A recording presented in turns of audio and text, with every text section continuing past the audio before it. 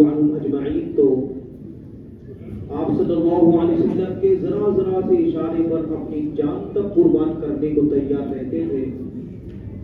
جب صحابہ کرام نے یہ آیتیں سنی تو سارے صحابہ کرام کے دل میں اپنے اپنے طور سے بڑے بڑے جذبات امڈے.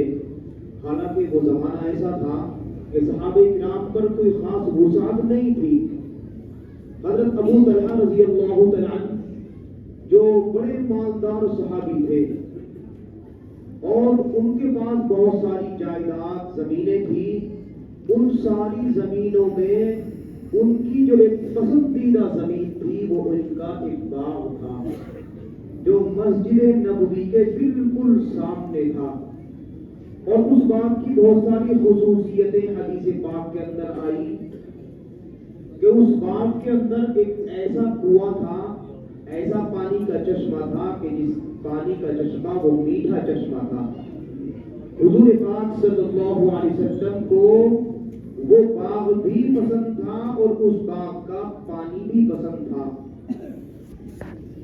حضرت ابو طلحہ رضی اللہ تعالیٰ نے اپنی ساری جو زمین جائیداد تھی سب میں دھیان کرا کہ مجھے سب سے زیادہ کون سی زمین پسند ہے، تو ان کے ذہن نے کام کرا کہ میں نے فلاں باغ پر بڑی محنت کی ہے اور سب سے زیادہ میری توجہ اسی باغ پر رہتی ہے.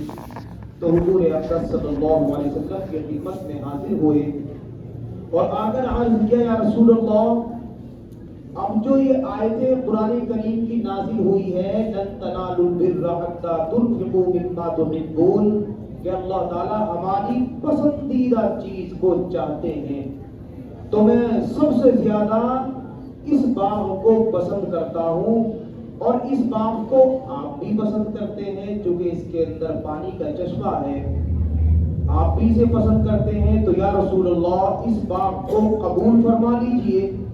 حضور صلی اللہ علیہ وسلم نے ارشاد فرمایا کہ آپ کا باغ قبول ہے.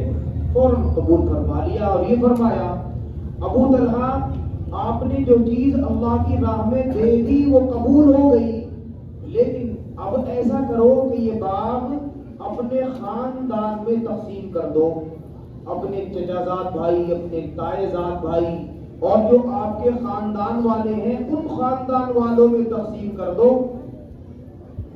حضرت ابو طلحہ رضی اللہ عنہ کہنے لگے، یا رسول اللہ، میں تو یہ چاہتا ہوں کہ یہ اللہ کے راستے میں اس مال کو خرچ کیا جائے. تو یہ فرمایا حضور پاک صلی اللہ علیہ وسلم نے کہ یہ جو آپس کی محبتیں ہوتی ہیں یہ سب سے بڑا دین ہے. یہ آپس میں جو خاندان کی محبت ہوتی ہے، آپس میں جو ایک دوسرے کا دل جیت لینے والی چیزیں ہوتی ہیں، یہ سب سے بڑا دین ہے. حضرت زید رضی اللہ عنہ ایک اور صحابی ہے، انہوں نے ایک گھوڑا پال رکھا تھا جس گھوڑے سے وہ بہت زیادہ محبت کیا کرتے تھے. اپنے گھوڑے کو لے کر حضور اقدس صلی اللہ علیہ وسلم کی خدمت میں حاضر ہوئے اور آ کر عرض کیا، رسول اللہ، اللہ ہماری پسندیدہ چیزوں کو چاہتے ہیں، لہذا میں اپنے گھوڑے کو سب سے زیادہ پسند کرتا ہوں. یا رسول اللہ، یہ گھوڑا اللہ کے راستے میں وقف ہے. حضور پاک صلی اللہ علیہ وسلم نے ارشاد فرمایا کہ آپ کا گھوڑا قبول ہے، لیکن یہ گھوڑا اپنے بیٹے اسامہ کو دے دو. کہ جی وہ تو ہمارے ہی گھر میں جا رہا ہے، کہ بس آپ نے دے دیا اور ہم نے لے لیا، آپ کا مال قبول ہو گیا، لیکن اب یہ گھوڑا ہم آپ کے بیٹے اسامہ کو دیتے ہیں. یہ شریعت مطہرہ کا طریقہ ہے کہ جب بھی کوئی ایسی ضرورتیں ہوتی ہیں تو سب سے پہلے اپنے ہی لوگوں میں، اپنے ہی خاندانوں کی طرف توجہ کی جاتی ہے. اگلی آیت میں کل الطعام کان حلا لبنی اسرائیل الا ما حرم اسرائیل علی نفسہ من قبل ان تنزل التوراۃ.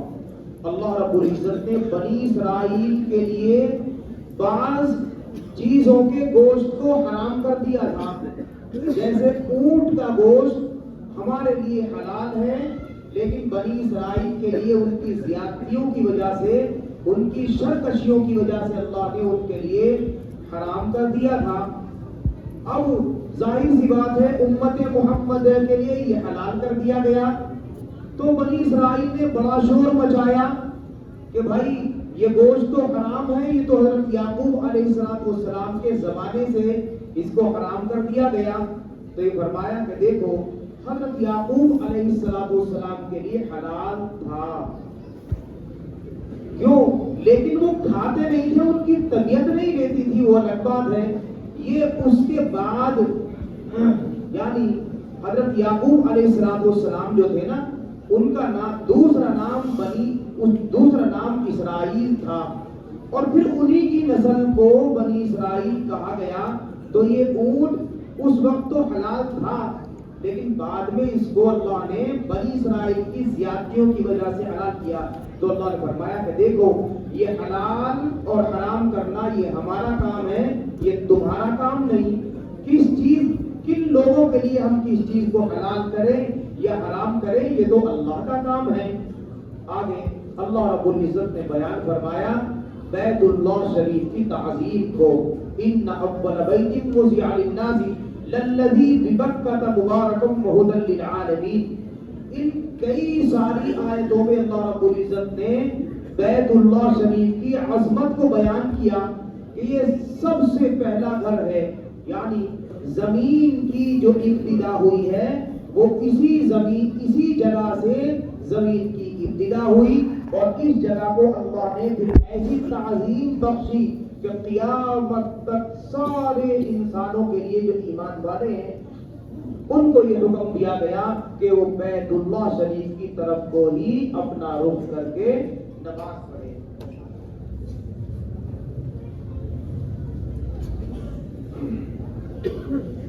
آگے فرمایا یا ایھا الذین آمنوا اتقوا اللہ حق تقاتہ ولا تموتن الا وانتم مسلمون۔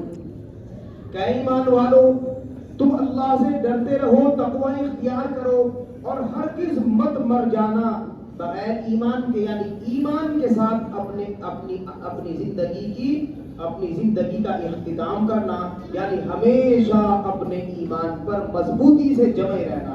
پھر فرمایا واعتصموا بحبل اللہ، اس کے لیے یعنی اللہ کی رسی کو مضبوطی سے تھامے رہو، یعنی اللہ کے مضبوط اور باوقار دین پر مضبوطی کے ساتھ جمے رہو اور اس پر عمل کرتے رہو۔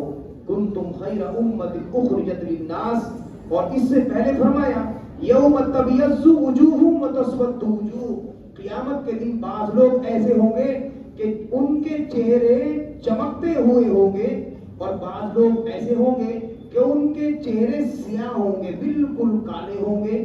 اب ظاہر سی بات ہے ہر آدمی اس بات کو جان سکتا ہے کہ جس کے دل کے اندر ایمان چھپا ہوا ہوگا اس کا چہرہ روشن ہوگا، اور جس کے دل کے اندر دنیا میں منافقت چھپی ہوئی ہوگی، ظاہر سی بات ہے اس کی سزا یہ ہوگی کہ قیامت کے دن ایسے لوگوں کے چہروں کو کالا کر دیا جائے گا، چاہے وہ دنیا میں کتنے ہی خوبصورت کیوں نہ ہو۔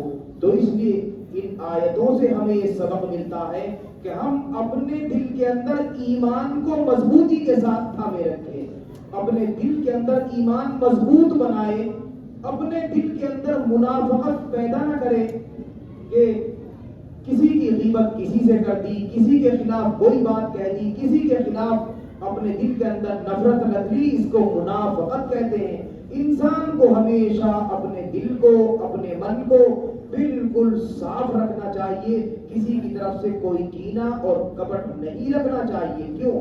اس لیے کہ اگلی آیتوں میں اللہ نے فرمایا کنتم خیر امت اخرجت للناس تأمرون بالمعروف وتنہون عن المنکر۔ اللہ نے امت محمدیہ کی یہ تعریف فرمائی کہ تم بہترین امت ہو۔ کون فرما رہے ہیں؟ یہ اللہ رب العزت خود فرما رہے ہیں کہ ہم نے تمہیں بہترین امت بنا کر پیدا کیا ہے۔ کیوں؟ اس لیے کہ تمہارا کام یہ ہے کہ تم لوگوں کو بھلی بات کہتے ہو اور بری باتوں سے روکتے ہو۔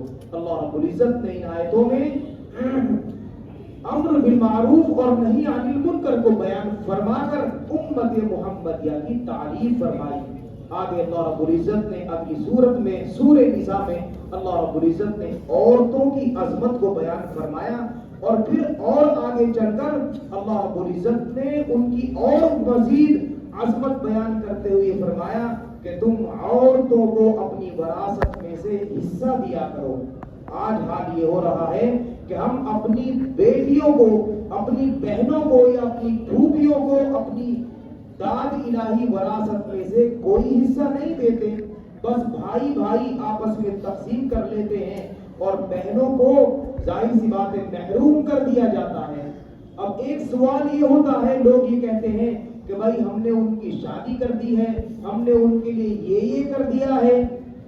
یاد رکھیے، یا تو بیٹھ کر یہ بات طے کیجئے کہ ہم جو بچی کی شادی میں جو کچھ کر رہے ہیں وہ اس کے وراثت کے حصے میں سے کر رہے ہیں، اور اس کے لیے لڑکی بھی راضی ہو، لڑکی کا شوہر بھی راضی ہو، لڑکے کے گھر والے بھی راضی ہو، یا تو یہ سودا یا تو یہ رشتہ رضا کے طور پر ہو کہ دونوں طرف سے رضامندی ہو۔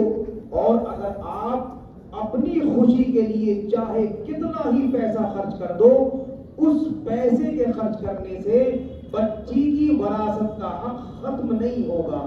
آج 90% لوگوں کی یہ حالت ہے کہ وہ بچیوں کی وراثت کا حق بیان نہیں کرتے۔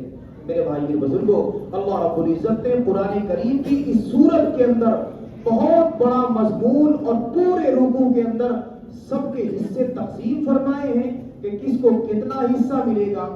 آج تو حال یہ ہے کہ کوئی انسان بس اپنا مال اتنا کسی کو دے دیا، اتنا کسی کو دے دیا، یا کسی ایک بچے کو سارے کا سارا ہی مال دے دیا۔